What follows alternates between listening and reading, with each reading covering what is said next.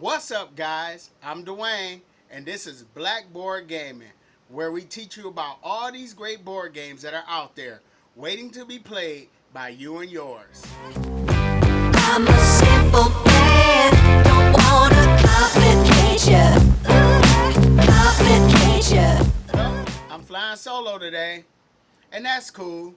Alicia has some stuff she had to take care of, so I told her, you can sit this one out.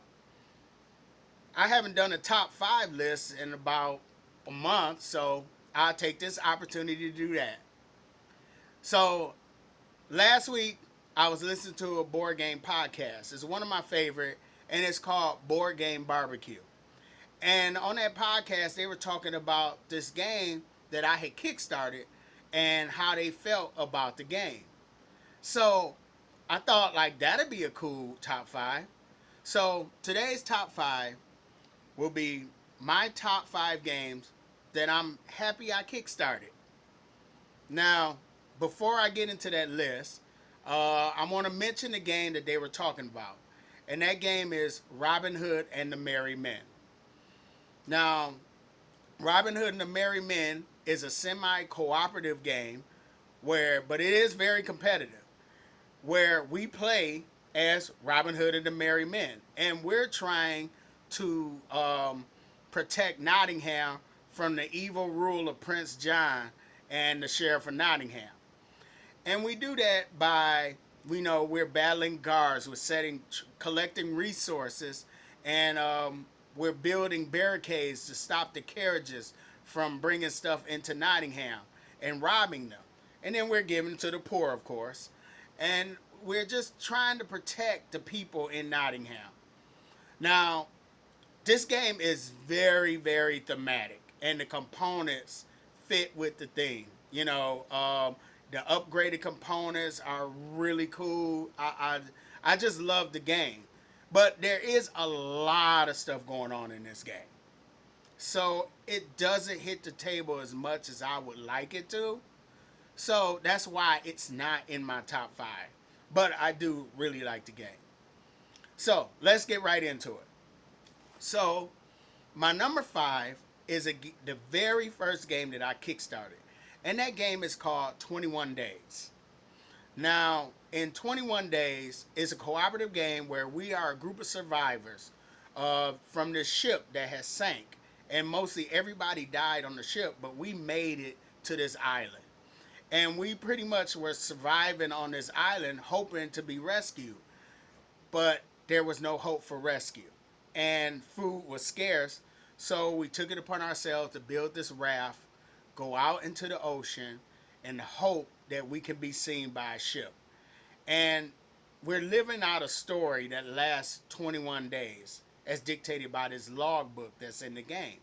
So we're dealing with shark attacks, we're dealing with the weather, jellyfish, there's an octopus that wants to eat us, you know. So, and I mean, it's just, the game is just, I love the art of the game. It's just a nice little game. Now, it's kind of like a slimmed down Robinson Crusoe, but it's not any less hard. What I do like about this game is, in Robinson Crusoe, if someone dies, the game's over. But in this one, if someone dies, the game continues. And the game can be won if only one person survives. I'm not a big fan of player elimination, but if you get eliminated in this game, you're still invested in the story. And more than likely, if you get eliminated, it's going to be closer to the end of the game.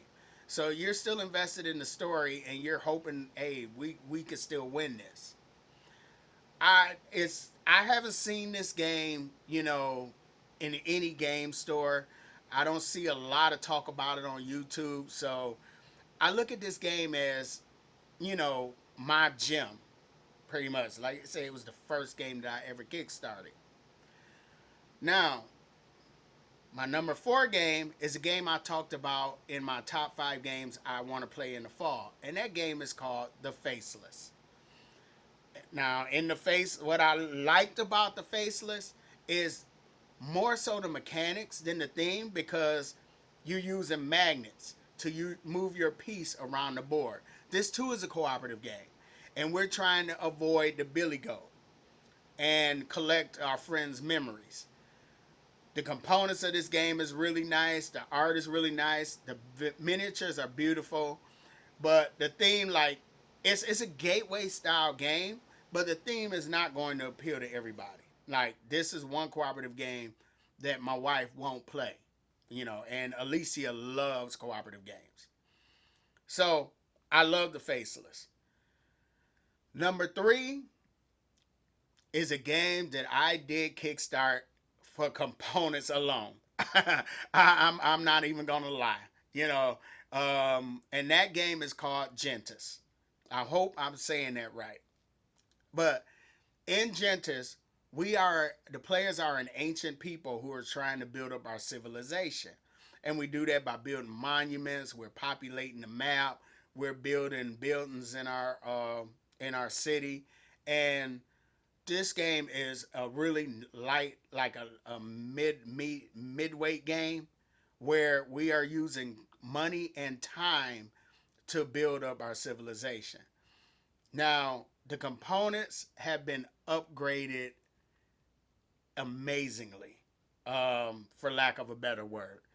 Whereas where you're training people, instead of using cubes in the base game, you actually have wooden meeples that represent each of those folks. Like, you got a wooden priest, you got a wooden scholar, you got a wooden soldier. And I mean, the sand timers are wooden, coins are metal. The game is beautiful. I love the art on the cards, because it has a hieroglyphic art to it. And my wife likes this game. I've introduced this game to her, and we love it. So that game is Gentes. My number 2 game is my favorite game of all time. And it's actually the 3rd game that I ever kickstarted. And that game is Everdell. Now, why is this game my favorite game of all time? It has worker placement. Is it the best game that does this? No, it's not. It has card drafting. It has engine building. It has resource management. It has all that in it, but it's not the best game that utilizes these mechanics. But what it does do, it utilizes all these mechanics in a package that is approachable to people who are still getting their feet wet when it comes to board games. And that's why I love this game so much. It's not a gateway level game, but it's that game to say, like, hey, now that you've learned worker placement, try this one. Let's go to viticulture. Now that you've learned resource management, let's go to Agricola. It's just that game that really, like, brings people in like you're playing as critters in the forest. I mean, it's just a nice, relaxing game. But it is very strategic too. It does require some thinking. And that's why I love Everdell that much. The art is amazing. The components are amazing. It's just a really great game. Now, you're probably wondering, like, well, wait a minute. If this is your favorite game of all time, but it's number 2 on your top games that you happy you kickstarted, what could be number 1? Well, one of the things that is attractive about board gaming is you get to spend time with the people you love.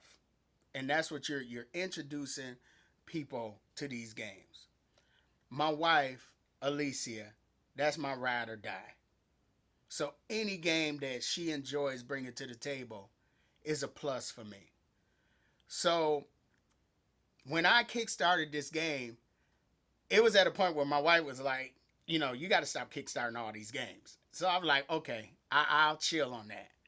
But when I saw this game, and on every level this game would appeal to her, I was like, yep, I got to break the rule, got to kickstart it. And that game is Trekking the World. Now, Trekking the World is a game where we are trekking the world, visiting these hot destinations, collecting souvenirs, and we're trying to get the most victory points to win. My wife, Alicia, loves travel. She loves geography. She loves history. She loves all that stuff. And she loves playing games with me. So I think this game hit all those right spots. It is like I knocked it out the park with this one. She loves this game. So that's the only reason why it's number one. Because it's all about playing board games, spending time with your loved ones. And what better way to do that? Play board games. You know, you have fun. And so one thing about bringing people more into the hobby, know your audience. And I know my wife. Now, don't get me wrong, with this pandemic going on, she is a captive audience, but she is my audience nonetheless.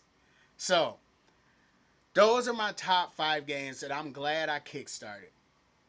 Now, if you like the contents of this video, please hit the like button. Feel free to subscribe.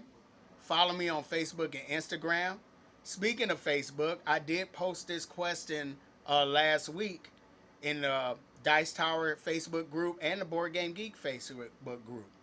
So, and I got a lot of responses.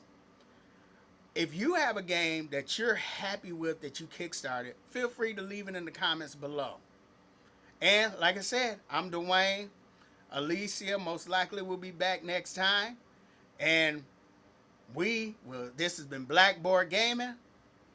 See you next time.